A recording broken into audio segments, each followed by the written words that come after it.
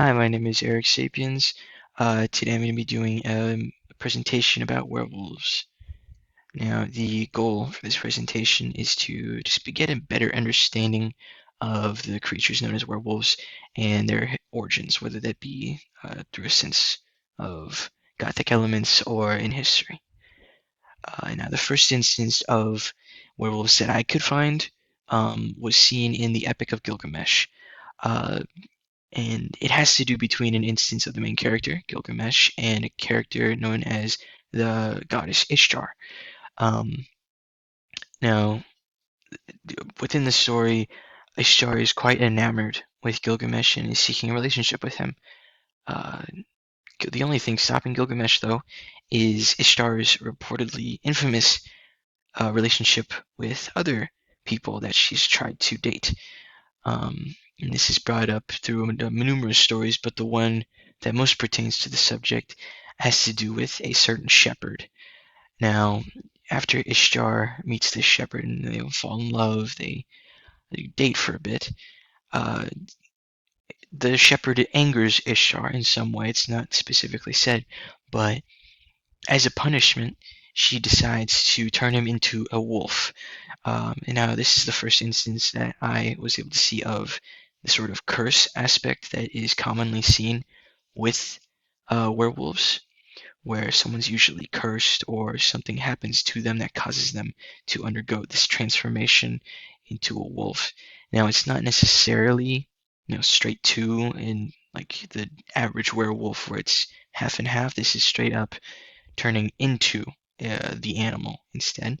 But as we go on further in time, that becomes more of a thing to be seen. The second instance I could find of werewolves is a lot more close to the subject. This is the Greek myth of King Lycaon of Arcadia. So this features the trope of man tests God and gets severely punished.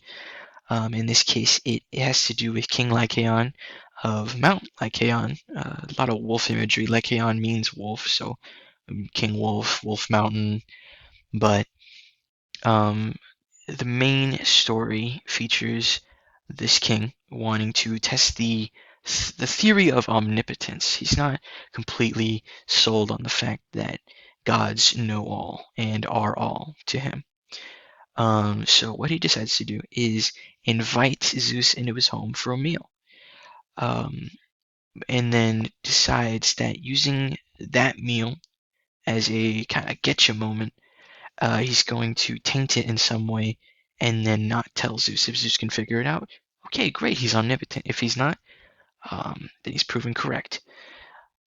Normally, if there was like some kind of trope like this, the character in any other tale might try to use some kind of ingredient that wouldn't normally be seen there. Like if I was making tomato soup, I would put onions in it, or maybe a piece of chocolate. But in this case, King Lycaon decides to use human meat, and not just human meat, but the flesh of his firstborn son.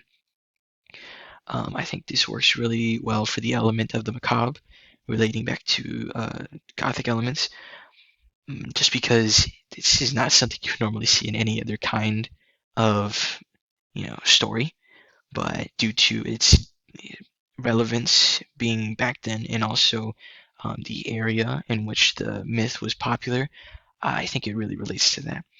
But of course, as most of these tropes go, Zeus almost immediately notices that there is human meat in his soup and throws a big old fit. He is thrashing about, ruining Lycaon's castle, and after he calms down a bit, he realizes, I need to punish whoever did this. And then, again, with an example of omnipotence, um, he decides King Lycaon is to blame. He puts this curse on him, again, like the previous story, that turns um, the king into a wolf. Now, another aspect of this myth that is, I think, quite important to this has to do with the cult that can be found with historical examples that worship this myth and Arcadian Zeus. Now, similar to the story, these cultists decided to allegedly used human sacrifices to worship Zeus, feeding the flesh and blood to his altars. But they had another aspect to their religion and their faith. Um, they would also eat human flesh. They committed cannibalism. They saw this as a way to test themselves, similar to how King Lycaon was punished. They believed that if they partook in human flesh, they would turn into a wolf for 9 years. And they believed that if they could withstand or resist the urge to eat human flesh while they were a wolf for 9 years, they would be reborn again as a human, but this time with greater strength and power as a gift from Zeus because of it.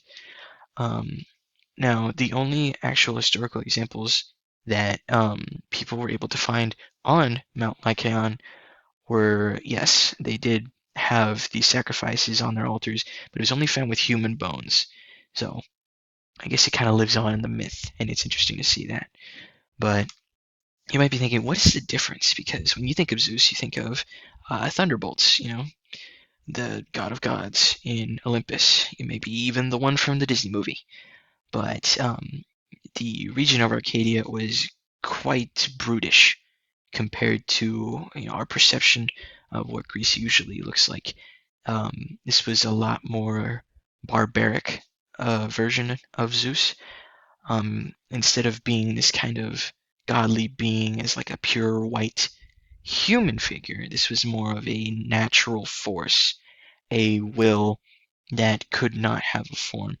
Um, to the people of Arcadia, he was best represented not just by lightning, but by wolves to represent that force of nature, not just through the weather, but also through the inhabitants of the forest and its greatest hunter.